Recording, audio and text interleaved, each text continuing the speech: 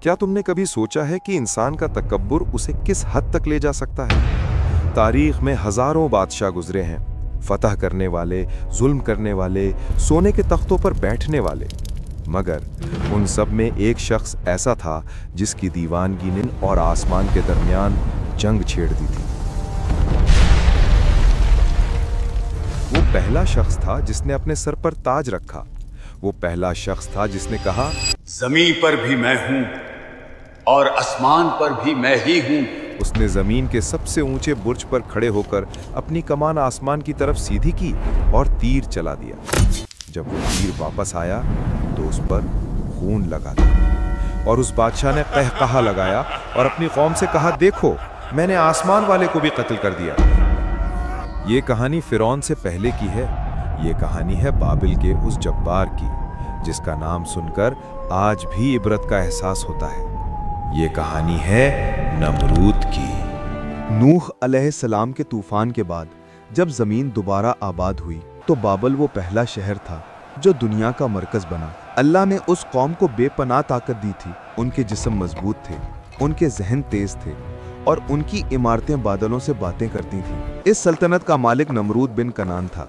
उसे दुनिया के 4 बड़े बादशाहों में शुमार किया जाता है, 2 मोमिन और 2 काफिर। नमरूद वो काफिर था जिसने मशरिक से मगरिब तक हुकूमत की। उसकी ताकत का ये आलम था कि परिंदे भी उसकी इजाजत के बगैर उसके महल के ऊपर से नहीं गुजरते थे। उसकी खुराक के गोदाम अनाज से भरे रहते थे। लोग दूर दूर से सफर करके आते ताकि नमरूद से खाना मांग सकें, लेकिन इस ताकत ने उसे अंधा कर दिया था। शैतान ने उसे ये वसवसा डाला कि जो रिस्क देता है वही खुदा है, और यूं नमरूद ने अपनी रियाया से कहा, सिर्फ मेरी इबादत करो, मेरे सिवा तुम्हारा कोई रब नहीं। लोग भूख के डर से और उसकी हैबत के खौफ से उसके सामने सजदा करते।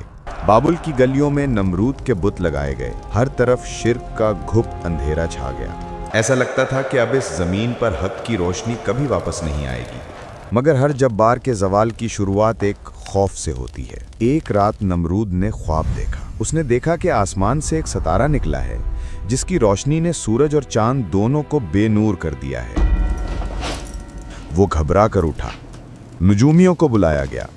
नजूमियों ने डरते हुए ताबीर बताई, ए बादशाह, तेरे मजहब में एक ऐसा लड़का पैदा होने वाला है जो तेरे मजहब को तबाह कर देगा और तेरी बादशाहत के खात्मे का बाइस बनेगा। नमरूद का चेहरा गुस्से से लाल हो गया। उसने वही हुक्म दिया जो सदियों बाद फिरौन ने दिया था, बाबुल के हर नए पैदा होने वाले लड़के को कत्ल कर दिया जाए। हजारों मासूम बच्चों का खून बहाया गया। माओं की गोदें उजड़ गईं। नमरूद समझा कि उसने अपनी तकदीर बदल दी है, लेकिन वो भूल गया था कि जिसे अल्लाह रखना चाहे उसे पूरी दुनिया की फौजें मिलकर भी नहीं मिटा सकती। उसी साल उसी शहर में आजर के घर में एक बच्चा पैदा हुआ। माँ ने खौफ से बच्चे को शहर से बाहर एक गार में छुपा दिया। बचपन वहीं गुजरा, तन्हाई में, सन्नाटे में। ये बच्चा कोई आम इंसान नहीं था। ये वो था जिसे आग जलाने से डर जाए। ये वो था जिसे खलीलुल्लाह यानी अल्लाह का दोस्त कहा गया। ये इब्राहिम अलैहिस्सलाम थे। जब इब्राहिम जवान हुए तो वो अपनी कौम के पास वापस आए। उन्होंने देखा कि लोग पत्थर के बुतों को और खुद नमरूद को पूज रहे हैं। उन्होंने सवाल उठाया, तुम इन चीजों की इबादत क्यों करते हो जो ना सुन सकती हैं ना देख सकती हैं? बात नमरूद तक पहुंची। कौन है वो नौजवान जो मेरे खुदा होने का इनकार करता है? नमरूद ने इब्राहिम अलैहिस्सलाम को अपने दरबार में तलब किया। ये तारीख का सबसे बड़ा मुनाजरा था। एक तरफ वक्त का सबसे ताकतवर बादशाह और दूसरी तरफ एक अकेला नौजवान। नमरूद ने तकब्बुर से पूछा, ए इब्राहिम, अगर मैं खुदा नहीं हूं तो कौन है तेरा रब? किसके दम से तू मुझे ललकारता है? इब्राहिम अलैहिस्सलाम ने पुरसुकून अंदाज में जवाब दिया, मेरा रब वो है जो जिंदगी देता है और मौत देता है। नमरूद ने कहकहा लगाया। उसने फौरन 2 कैदी बुलाए, एक वो जिसे मौत की सजा हो चुकी थी और एक वो जो बेकसूर था। नमरूद ने हुक्म दिया, जिसे मौत की सजा मिली है इसे आजाद कर दो और जो बेकसूर है इसे अभी कत्ल कर दो। तलवार चली और सर धड़ से अलग हो गया। नमरूद ने फख्र से कहा, मैंने उसे मौत दी और उसे जिंदगी दी। मैं ही खुदा हूं। ये मंतिक नहीं थी, ये धोखा था। मगर इब्राहिम अलैहिस्सलाम बहस में नहीं पड़े।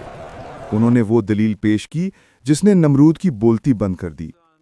उन्होंने नमरूद की आंखों में आंखें डालकर कहा, बेशक मेरा अल्लाह सूरज को मशरिक से निकालता है। अगर तू खुदा है तो इसे मगरिब से निकाल कर दिखा।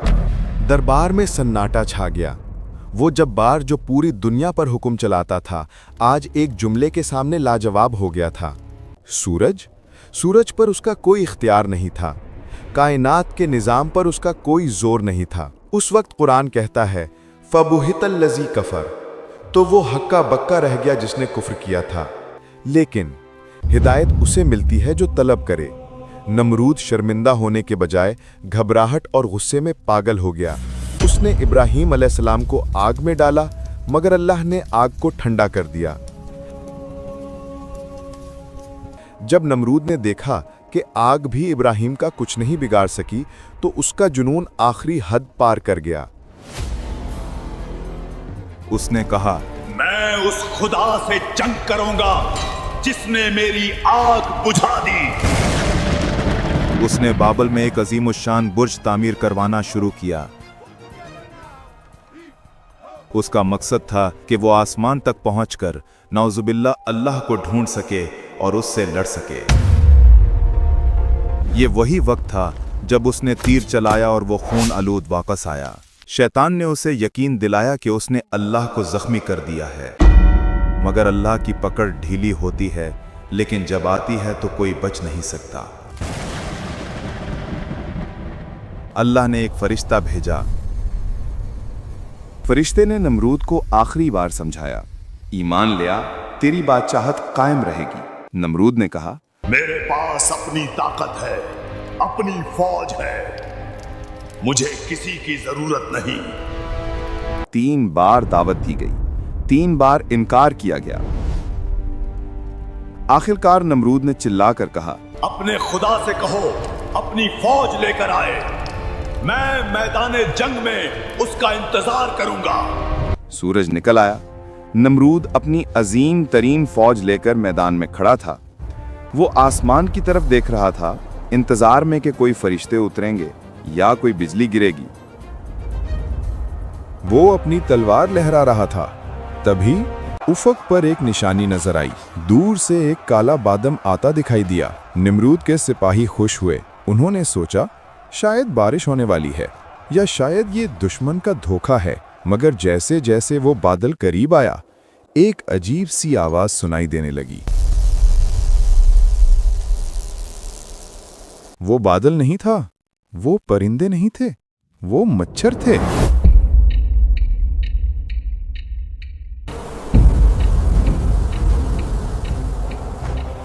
अल्लाह ने कोई फरिश्ता नहीं भेजा, कोई तूफान नहीं भेजा, कोई शेर या हाथी नहीं भेजा। अल्लाह ने अपनी सबसे कमजोर, सबसे हकीर मखलूक को भेजा।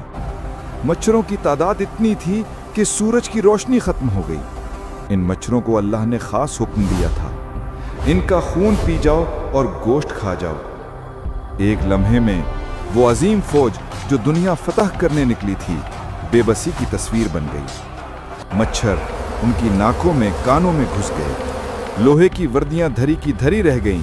देखते ही देखते मैदान में सिर्फ सफेद हड्डियों के ढेर रह गए। नमरूद जो अपने महल की तरफ भागा, वो वाहिद शख्स था जो जिंदा बचा। क्यों? ताकि वो अपनी आंखों से अपने फौज की तबाही देख सके?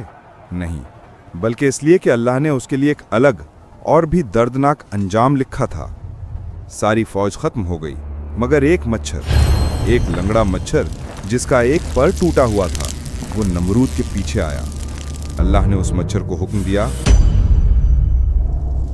वो मच्छर नमरूद की नाक में घुसा और वहां से होता हुआ सीधा उसके दिमाग में जा बैठा। और फिर शुरू हुआ वो अजाब जिसके सामने मौत एक तोहफा लगती। वो मच्छर जब दिमाग में पर फड़फड़ाता या काटता तो नमरूद दर्द से पागल हो जाता। उसे ऐसा लगता जैसे हजारों हथौड़े उसके सर पर बरसाए जा रहे हैं। वो शख्स जो कहता था मैं खुदा हूं, अब वो अपने अदना गुलामों के आगे गिड़गिड़ाता था। उसे सुकून सिर्फ तब मिलता जब उसके सर पर जोर से जूते मारे जाते। जब जूता पड़ता, मच्छर डर कर रुक जाता और नमरूद को चैन आता। सोचो, जरा तसव्वुर करो। बाबिल का वो अजीम बादशाह जिसके सामने दुनिया सजदा करती थी, अब वो दरबार लगाता है तो इसलिए नहीं कि लोग उसकी तारीफ करें, बल्कि इसलिए कि लोग आएं और उसके सर पर जूते मारें। जितनी जोर से जूता पड़ता, नमरूद उतनी ही दुआ देता। तारीख लिखती है कि नमरूद ने 400 साल तक तकब्बुर की हुकूमत की थी, इसलिए अल्लाह ने उसे 400 साल तक इस अजाब में मुब्तला रखा। 400 साल तक वो जूतियां खाता रहा, यहाँ तक कि उसका सर जख्मों से चूर हो गया और वो पागल होकर मर गया। नमरूद चला गया, उसकी सल्तनत मट्टी में मिल गई, उसके महल खंडरात बन गए।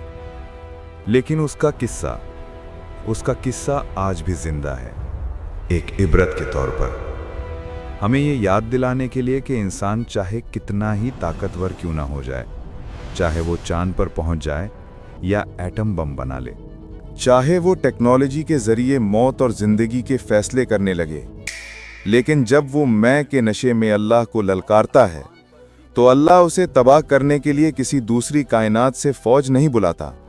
वो उसे एक मामूली से वायरस से, एक छोटे से कीड़े से या उसके अपने ही दिमाग की किसी रग से हरा देता है। ताकत सिर्फ अल्लाह की है, इज्जत सिर्फ अल्लाह की है और बादशाहत सिर्फ अल्लाह की है। जो झुक गया वो बच गया, जो अकड़ गया वो टूट गया। अगर इस वाक़े ने आपके दिल पर दस्तक दी है तो कमेंट में अल्लाह अकबर लिखें ताकि हम सब मिलकर गवाह बन सकें। इस वीडियो को शेयर करें क्योंकि हिदायत फैलाना भी सदका जारिया है। अगली वीडियो में किस नबी या किस कौम का अंजाम देखना चाहेंगे, नीचे लिखकर जरूर बताएं।